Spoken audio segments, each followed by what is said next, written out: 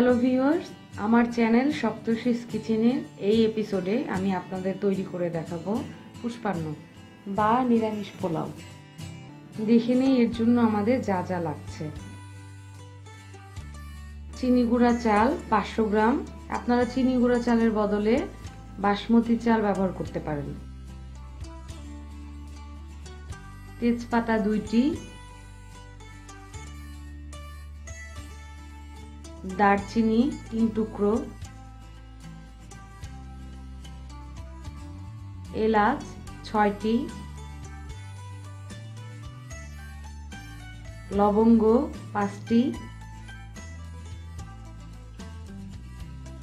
কাঁচামরিচ 6টি, লবণ স্বাদমতো, চিনি 1 চা চামচ, কিশমিশ 10 গ্রাম, কাজু বাদাম 20 গ্রাম, আদা কুচি 1 টেবিল চামচ এবং ঘি 2 টেবিল চামচ। প্রথমে চালগুলো ভালো করে ধুয়ে নিতে হবে।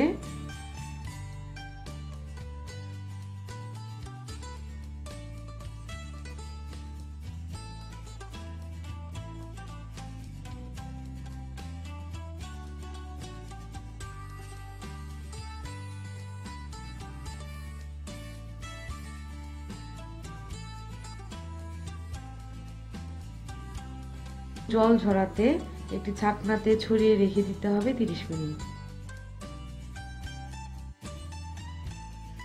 একটি প্যানে 2 টেবিল চামচ তেল নিয়ে নিচ্ছি।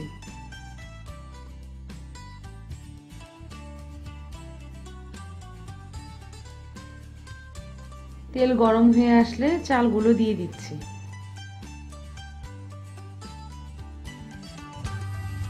এখন হালকা আঁচে ভালো করে ভাজবো 3 মিনিট। ভাজা হয়ে গেলে নামিয়ে রাখছি। এবার প্যানে আরো 2 টেবিল চামচ তেল নিয়ে নিচ্ছি।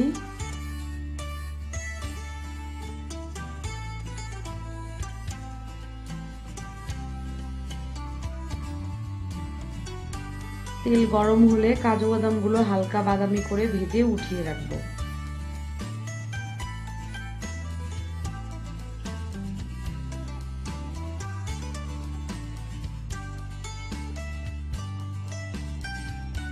এখন একে একে দারচিনি, এলাচ, লবঙ্গ, তেজপাতা এবং আদা কুচি দিয়ে দিলাম।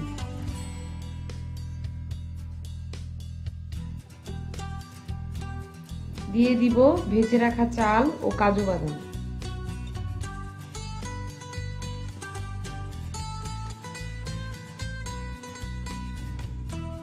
এবার মাঝারি আঁচে অনবরত নাড়তে হবে।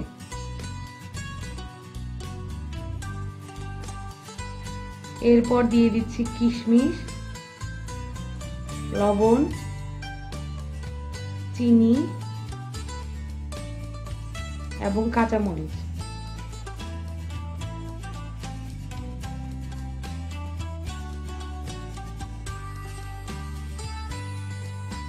ভালো করে মিশিয়ে দিয়ে দিচ্ছি 4 কাপ গরম জল।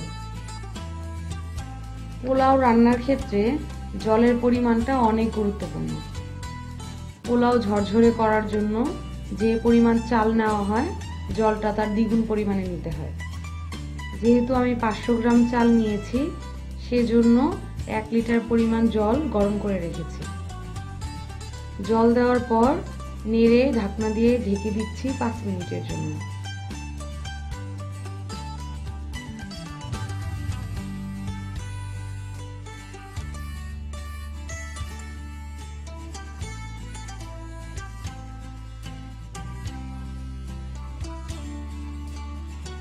পাঁচ মিনিট পর ঢাকনা তুলে নিচ্ছি।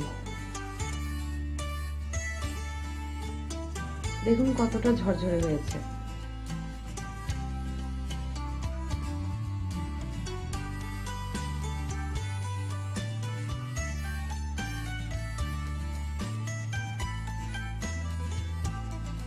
এবার দিয়ে দিচ্ছি ঘি।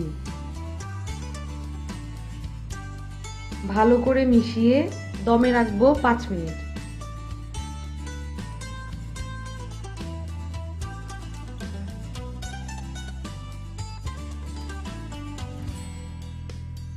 হয়ে গেল আমার নিরামিষ পোলাও।